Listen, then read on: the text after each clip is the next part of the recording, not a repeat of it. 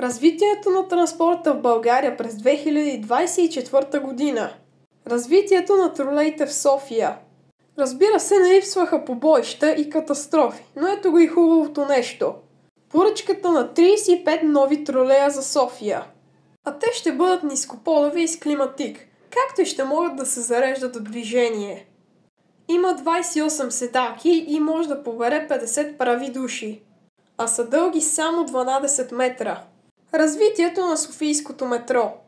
Защо е избрано за второ най-добро? Ами защото има хубави метростанции, голям пътникопотоп и т.н. нататък. Поръчката на 8 нови метровлака. Те ще тръгнат по линии М1, М2 и М4 през 2026, като ще бъдат паркирани в депо Обеля. Има места за инвалидни колички и колела. Климатизирани са и има видеонаблюдение.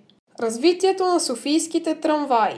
Поръчката на 18 нови трамвая за депо Искър за линии 20 и 22. И там бих казал, че си има доста удобства. Пускането на новото трасе на трамвай 5, както и нови линии 15 и 21.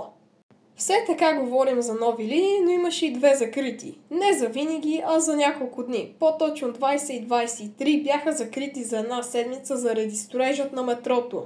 През май месец вече започнаха да пускат песи на линия 6, а трамвай 8 е по-начесто.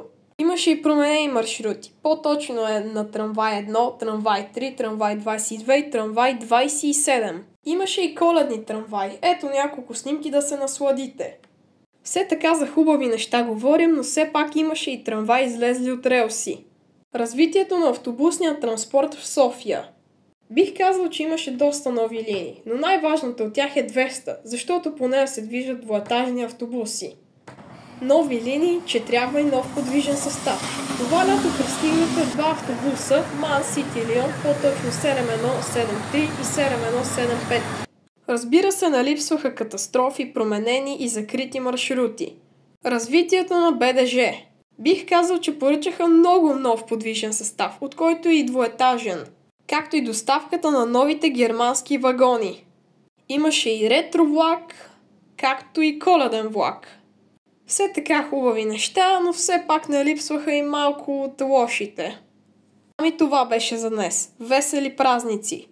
Както и ако имате идея за ново видео, пишете, както и ако съм сбъркал нещо или съм пропуснал нещо, пишете в коментарите.